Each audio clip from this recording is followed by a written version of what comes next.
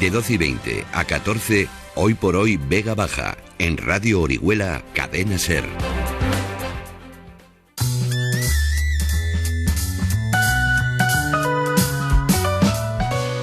Bien, pues vamos cerrando ya el programa de este lunes 10 de febrero. Vamos a hacerlo, como antes les avanzábamos, con Antonio Mazón y con la historia de los viales, de las calles, de las plazas de Orihuela. Antonio, buenos días. ¿Cómo estamos? Buenos días, Juan Pablo. Bueno, pues cuéntanos, ahora por dónde vamos a ir. Como recordarán nuestros oyentes, en el programa anterior dejamos nuestro paseo en los hostales. Partiendo de ahí, hoy vamos a recorrer una zona muy interesante. La franja de terreno que marcaba los límites entre la ciudad amurallada y el arrabal de San Juan Bautista. Bueno, pues cuando quieras empezamos, Antonio. Vamos a ello. Si nos fijamos en la famosa ilustración que aparece en nuestro cartulario, podemos ver la representación de la Oriola medieval y su muralla, rodeada por un foso natural. El refuerzo defensivo que le proporcionaba el Segura hasta la puerta de Elche y más allá del río el de tres acequias, las de Almoradí, Escorratel y Callosa. Vamos a situarnos aproximadamente en la esquina de dicha muralla, es decir, en el chaflán que forman las calles de Alfonso XIII y Ballesteros Villanueva. Desde ese punto podemos imaginar el muro que por un lado llegaba hasta la torre que se conserva detrás del Hotel Tudemir, junto a la que fue la Puerta de Elche. ¿Quieres decir que la muralla coincidía con el trazado de esa calle? No exactamente. A mediados del 18, cuando se construyó el palacio que ahora se ha convertido en hotel, se rebasó la muralla. Luego, los mercedarios siguieron esa línea sacando su puerta hacia los hostales y terminando de configurar la actual calle de Alfonso XIII. Si no recuerdo mal, Antonio, contabas la última vez, creo que fue, o al menos durante los últimos programas, que los mercedarios eran los frailes, que en el programa anterior, fue en el programa anterior, cuando abandonaron el arrabal en la Guerra de los Pedros. Veo que tiene buena memoria. Sí, bueno. Sí, y una vez instalado dentro de la ciudad, su convento fue aumentando desde lo que ahora es la plazuela frente al Museo de Semana Santa, su iglesia, hasta superar el muro en dirección a los hostales. ¿Es esa fachada con un escudo donde está la confitería del Ángel? Sí, ese es el escudo de los mercedarios, y esa porción de fachada es lo que nos queda de su enorme convento. Desamortizado en el siglo XIX, pasó a manos de un industrial catalán llamado Vilarregut. Muerto este, su viuda lo puso en venta y lo compraron unas señoras oriolanas que lo trocearon y se lo repartieron. La historia de esta compraventa daría para más de un programa, pero nosotros vamos a centrarnos en el otro tramo, el que desde la esquina llegaba hasta la torre, cuyos restos cuelgan de la sierra donde el muro comenzaba a subir buscando el castillo. Continúe pues usted, venga. Todo el tramo de muralla limitaba con un cenagal lleno de acequias, que como ya hemos dicho, lo reforzaban a modo de foso. Dicha zona era conocida como Lobal, el valle en castellano, y formaba un pasillo natural que servía de desagüe entre la sierra, las acequias y el río. Un terreno insalubre por acumulación de aguas muertas que comenzó a ser nivelado en el siglo XIV.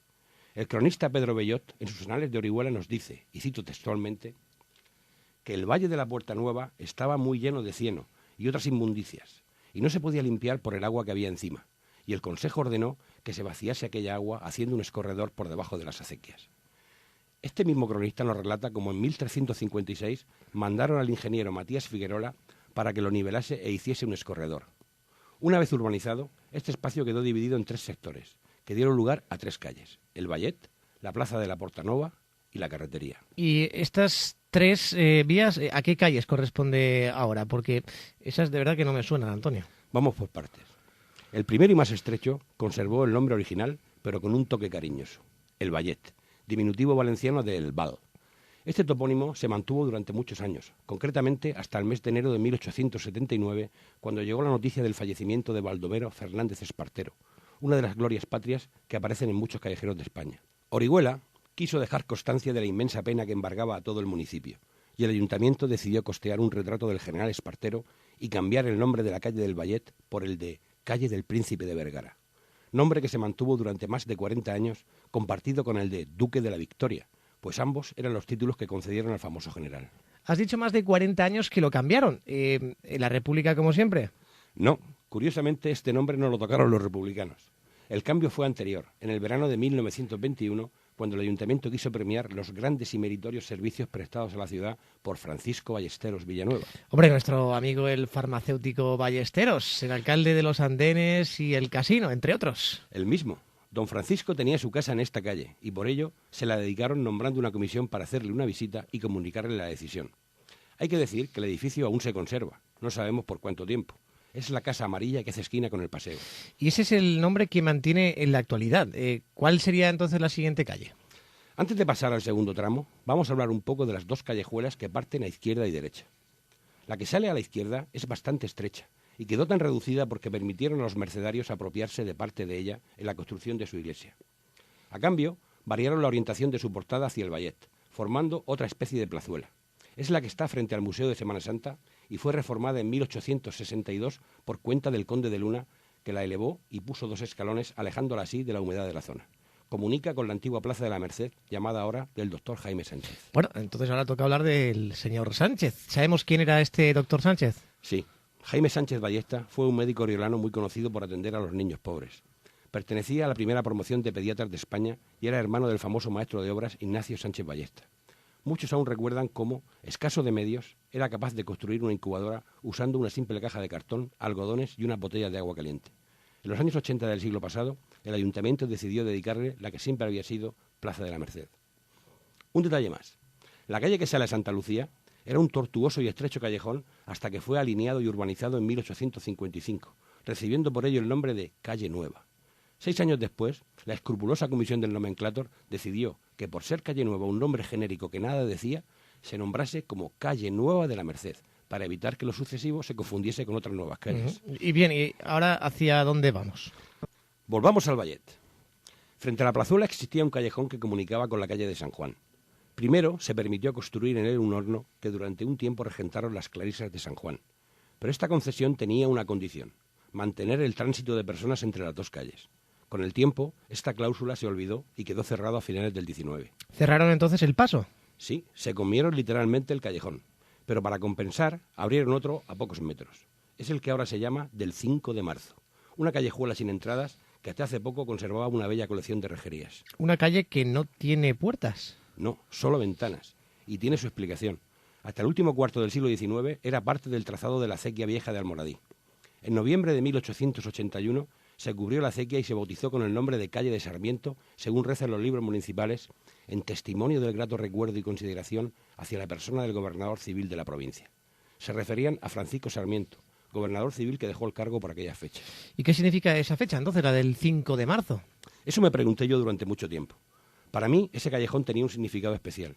Yo nací en el Paseo y mi abuelo vivía en la calle de San Juan.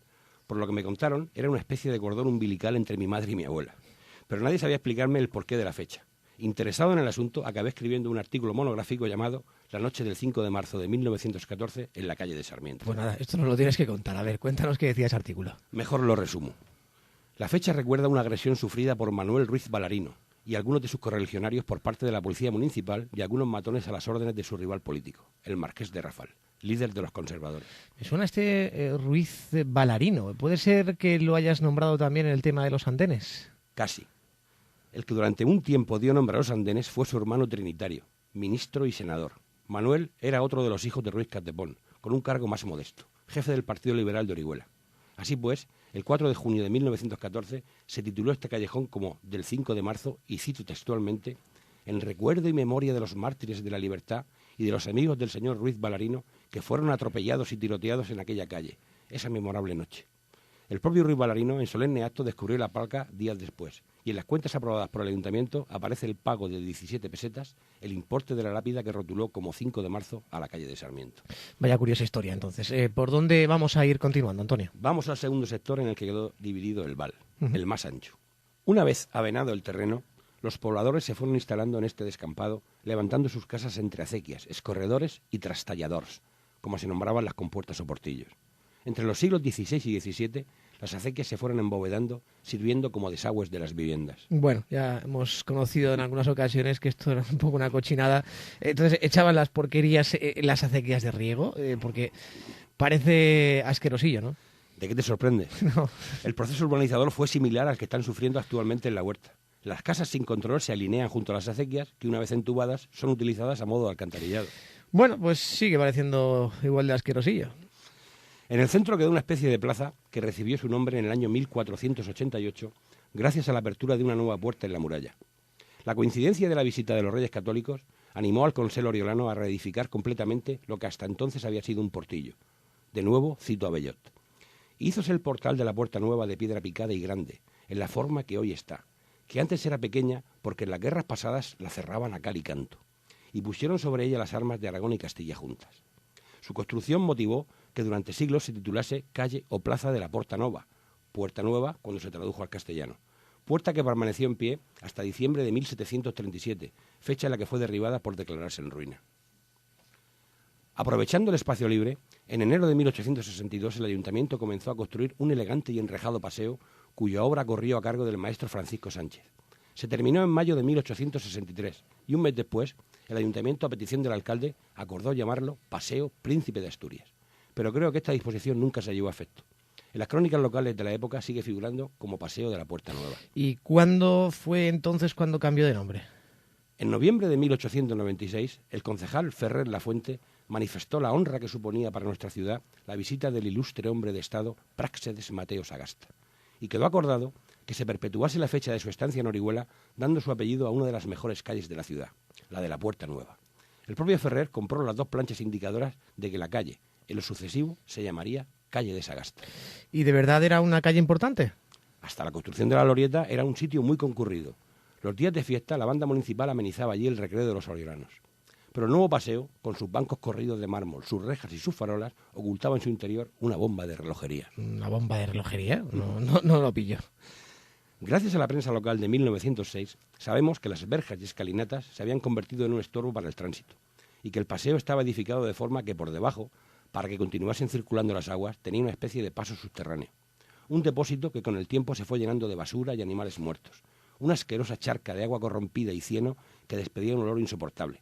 Así pues, en 1907 el hermoso paseo acabó demolido y se urbanizó a nivel del suelo, sin rejas ni escalinatas. ¿Y algún cambio durante la Segunda República?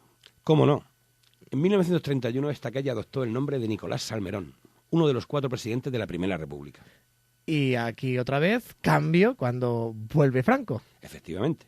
Justo al acabar la guerra se le dio el nombre de General Mola, pero solo durante una semana. El Boletín Oficial del Estado ordenó a las comisiones gestoras que se abstuviesen de revisar nombres de vías y plazas públicas. Y entonces se recuperaba, ¿no?, el nombre de Sagasta. Sí, pero por poco tiempo. En 1940 recibió el nombre que habían destinado al solar del demolido convento de Santa Lucía, con motivo de la celebración del 4º aniversario del asesinato de José Calvo Sotelo. Meses después, el alcalde Mariano Belda lamentó que al hacerse las variaciones de calles se habían olvidado del insigne patricio y primer mártir de la Revolución, y titularon con el nombre de Paseo de Calvo Sotelo a la calle de Sagasta. Y así se ha mantenido hasta el 2012, fecha en la que ha quedado simplemente reducido a El Paseo. Y ya solo nos queda el tercer sector. Así es. Una vez nivelada esta céntrica zona, con espacio disponible, atrajo a muchos artesanos y profesionales. Prueba de ello son los callejones que conservan sus nombres gremiales de tintoreros y cedaceros, al igual que el que tenía la última calle de la que vamos a hablar hoy, Lo Carrer de Carreros. ¿Y dónde estaba? O mejor dicho, ¿dónde está ahora mismo esa calle? Entre las puertas de Crevillente y La Nueva. Es por ello que se asentaron carreteros, carpinteros y herreros, artesanos que reparaban los vehículos que allí aparcaban al llegar a la ciudad desde Valencia, Alicante o Callosa, y muy especialmente en los días de feria, ya que la nueva puerta daba acceso precisamente a la calle de la feria. Queda claro por qué hasta el siglo XVIII se le llamó Carretería Vieja, y a partir de entonces simplemente Calle de la Carretería, nombre que conservó hasta el verano de 1888, cuando la Corporación Municipal decidió homenajear a su ilustre vecino Trinitario Ruiz Capdepón, por haber alcanzado el cargo de ministro de ultramar. Este debe ser el padre del que mencionábamos antes. El mismo, sin duda el oriolano más poderoso de su época. Alcanzado el ministerio, una comisión formada por 7 concejales se trasladó a casa de su madre para transmitirle la felicitación, dedicarle la calle y anunciarle que colgarían su retrato en el Salón Municipal de Sesiones. Un retrato confeccionado por Joaquín Agrasot que se mantiene en el ayuntamiento. 10 años después, en la esquina de esta calle con la de Santa Lucía, don Trinitario construyó una preciosa mansión que acabó demolida a bolazos en los años 70. Otro desastre patrimonial sin sentido. ¿Y esta la cambiaron también durante la Segunda República? Sí, y al igual que la anterior le otorgaron el nombre de un presidente de la Primera República, Francisco Pi Margal. Pero al acabar la guerra recuperó inmediatamente el nombre de Ruiz Capdepón, que todavía conserva.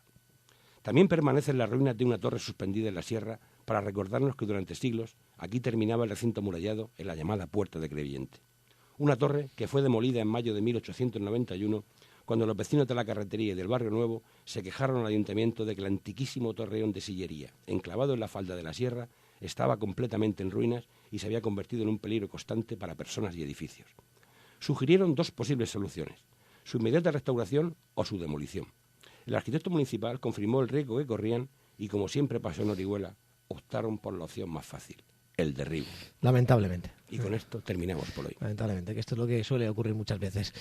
Antonio Mazón, muchísimas gracias A ti, Juan Pablo, por estar con nosotros un lunes más aquí con la historia de las calles de Orihuela. Nosotros llegamos al final de nuestro programa, les vamos a dejar con las noticias que acaben de pasar. Un feliz día, buenas tardes.